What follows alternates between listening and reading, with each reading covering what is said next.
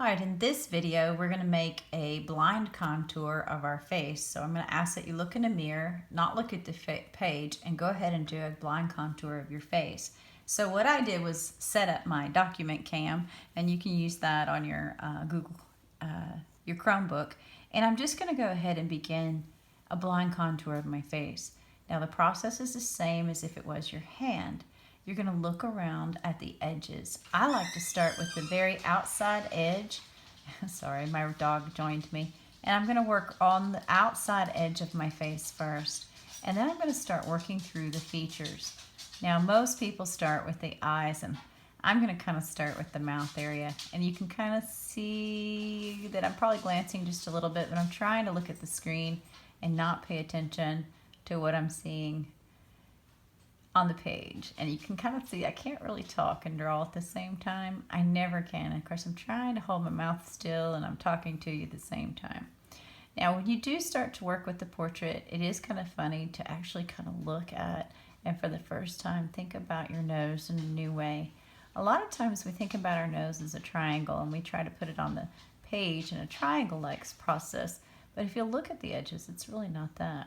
When you do draw the eye, think about the iris, the pupil, and any type of reflected light that you might see.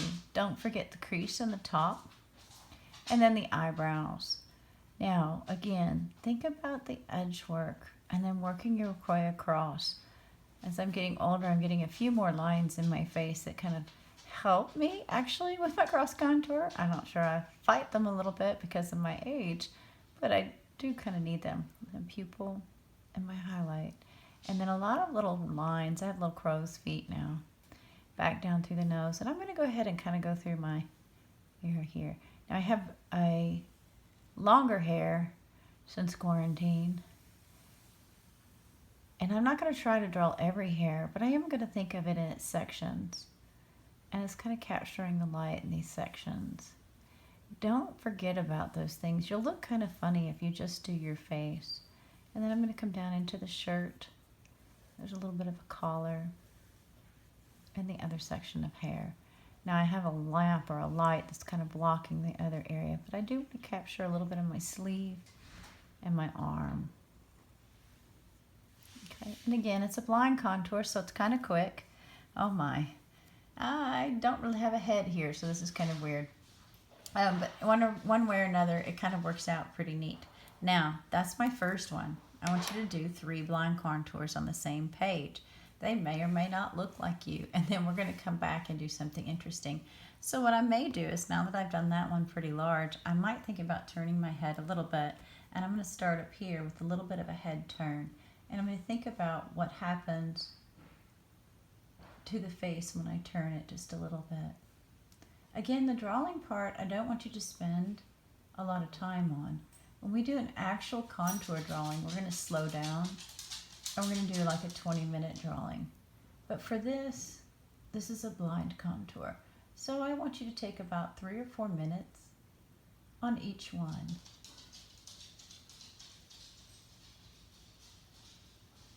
Remember, you can't pick up your pencil. You need to go all the way through, draw everything that you see, including the hair. And my ear is in a different spot on this one, and the hair again. And remember, this is an exercise. Oh, I did get up to the top. A little bit of hair. And then again, my blouse. And over here into the blouse. And the arm. I'm not getting to the bottom of my page very well. And that one, my eyes don't line up much at all. And now I'm going to go ahead and do one more, maybe again, changing color. And I'm going to turn the other way.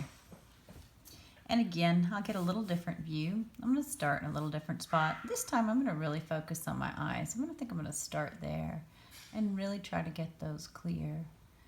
I'm thinking again about the iris, the pupil, the reflection, some of the curvature that goes around the eyebrow. Now, I'm probably, for demonstration purposes, going much faster than I would if I was doing this for myself. But in a way, I kind of feel myself relaxing and not really worrying about the results for you.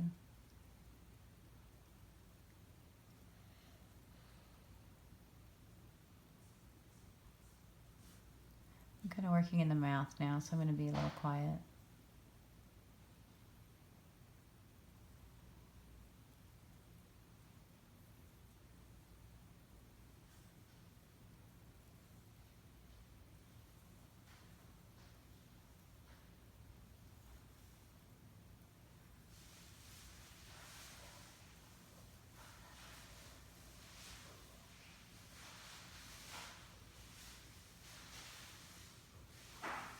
All right, so I've got my 3 portraits.